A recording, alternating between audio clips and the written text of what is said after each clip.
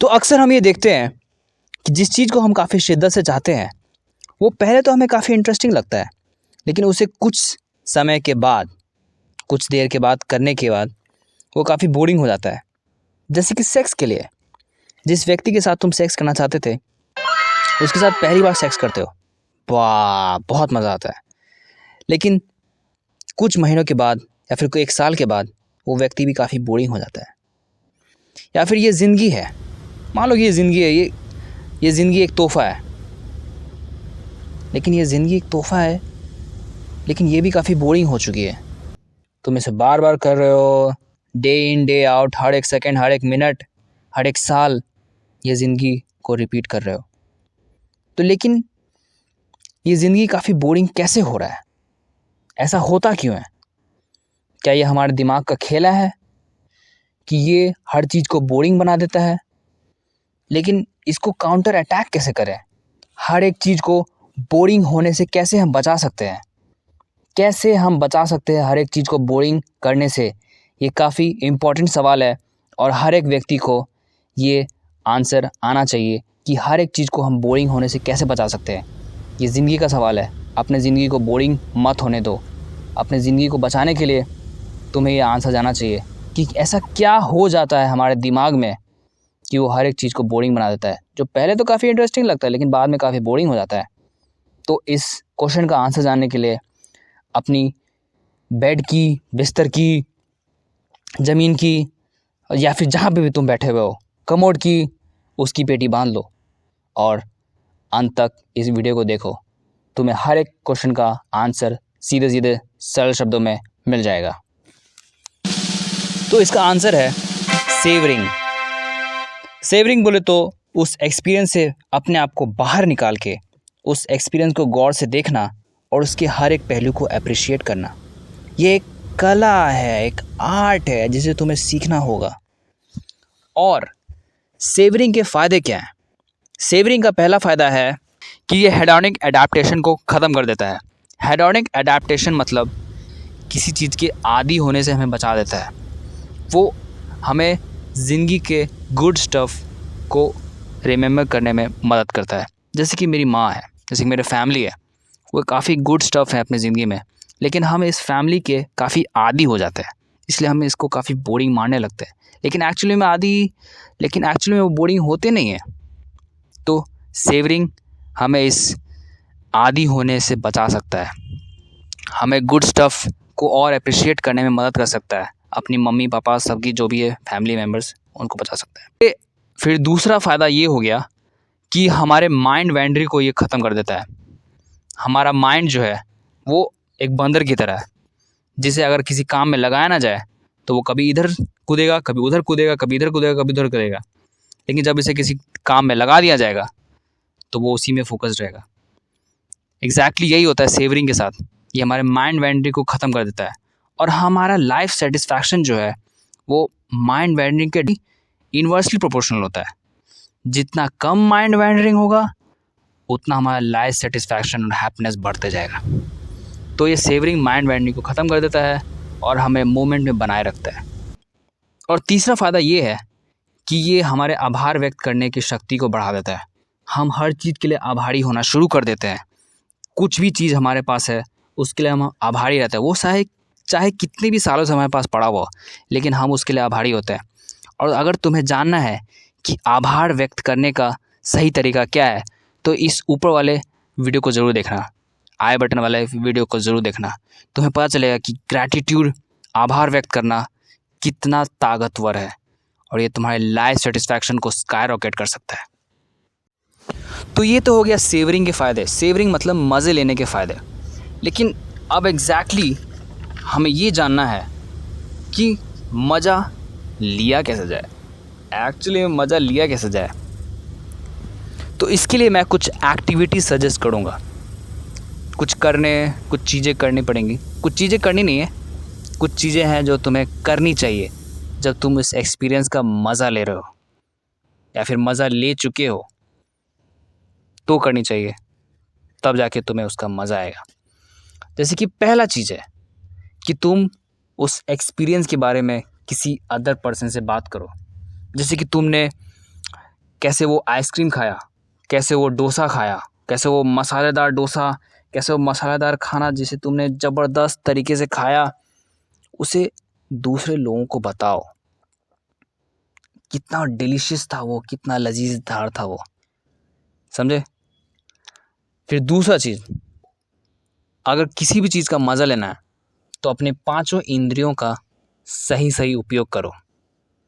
जैसे कि नाक, मान लो कि तुम सेक्स कर रहे हो, ठीक है, एग्जाम्पल के लिए सेक्स कर रहे हैं, सेक्स काफ़ी इंटरेस्टिंग टॉपिक है। तो सेक्स कर रहे हैं तो हम चाहेंगे कि हमारे पांचों इंद्रियां जो हैं वो एक्टिव रहे। हमें आँखों से उस खूबसूरत दृश्य को देखेंगे, हम अपनी नाक से उस सुगंध को अंदर लेंगे, हम अपने मुंह से अच्छी अच्छी चीज़ें बोलेंगे और अपने कान से अच्छी अच्छी चीज़ें सुनेंगे। जैसे कि तुम्हारी ज़िंदगी में, तुम्हारी लाइफ, जैसे कि दिन में तुम खाना खा रहे हो तो तुम उस खाने की ज़बरदस्त खुशबू अपने अंदर लेना चाहोगे, उसे गौर से देखोगे कि वो है क्या एक्चुअली में, और फिर उसको अपने मुंह के अंदर डालोगे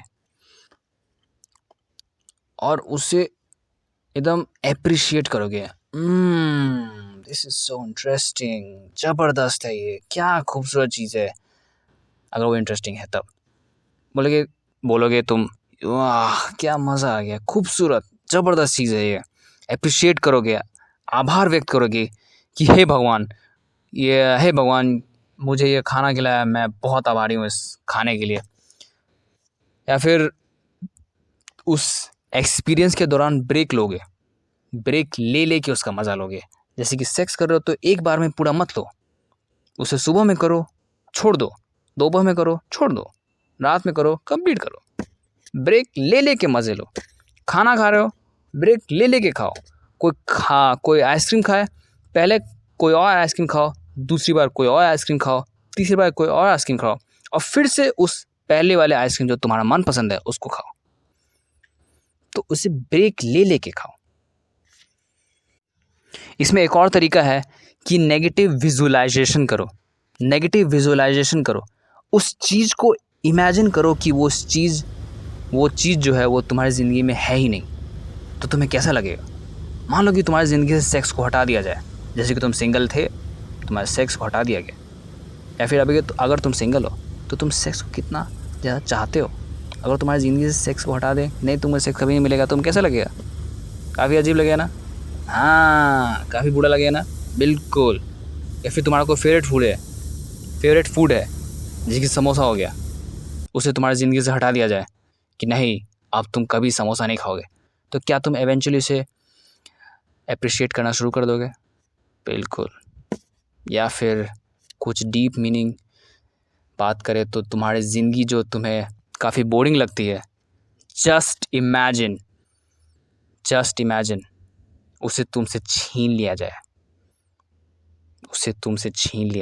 एप्रिशिएट करोगे अपनी ज़िंदगी को, बिल्कुल करना शुरू कर दोगे। जब भी हम ये ऐसी चीज़ें सुनते हैं कि हमारी ज़िंदगी के दिन कम है या फिर हम बूढ़े हो जाएंगे, एवेंचुअली मर जाएंगे, तो हम उस ज़िंदगी को और अप्रिशिएट करना शुरू कर देते हैं, क्योंकि ये नेगेटिव विजुअलाइजेशन हमें याद दिलाता है कि क्या चीज़ें मैटर करती हैं ज़िंदगी में। ज़िंदगी मैटर करता है, इसलिए हम डेथ से बहुत डरते हैं। डेथ किसी को प्यारा नहीं, सिंपल। नेगेटिव विजुअलाइजेशन करो, उस चीज़ को अपनी ज़िंदगी से एक बार हटा के देखो, तुम एवेंचुअली उस चीज़ को अप्रिशिएट करना शुरू कर दोगे। तुम्हारी माँ है, तुम्हारे मॉम डैड है, एक ज़िंदगी ऑब्जर्व करके देखो, उनके बगैर तुम्हें काफ़ी ज़्यादा अप्रिशिएट करोगे बाद में अपने मॉम डैड को। तो यही है। और आखिर में हो गया, अपनी वैराइटीज़ को इंक्रीज़ करो। ऑब्वियसली तुम किसी व्यक्ति के साथ सेक्स कर रहे हो तो उसको वैरायटी को इंक्रीज़ करना बेकार ही होगा, उसको मत करो। लेकिन जैसे सेक्स करते हो उस वैरायटी को इंक्रीज़ करो, कुछ अलग अलग पोजीशंस ट्राई मार लो, कुछ भी अलग करो, लेकिन पहली वाली से दूसरी वाली सेम नहीं होनी चाहिए, एकदम अलग करो, कुछ भी अलग करो। तो वो सेवरिंग का तरीका यही है, कुछ भी अलग करो। ये सारे स्ट्रैटेजीज़ हो गए जो। और हाँ, एक और चीज़ है कि अपने एक्सपीरियंस को कभी भी किसी के साथ कंपेयर मत करो, कंपैरिजन से बचो। जैसे कि मैंने ये खाना खाया, तुम खाए समोसा और दूसरा व्यक्ति खाया चिकन चिली बोनलेस व्हाटएवर, सबसे लजीजदार, तुम सोचोगे क्या यार मज़ा ही नहीं आया मेरे को। तो ऐसा मज़ा थोड़ी आएगा। उस अपने एक्सपीरियंस को कभी भी दूसरे के साथ कंपेयर मत करो।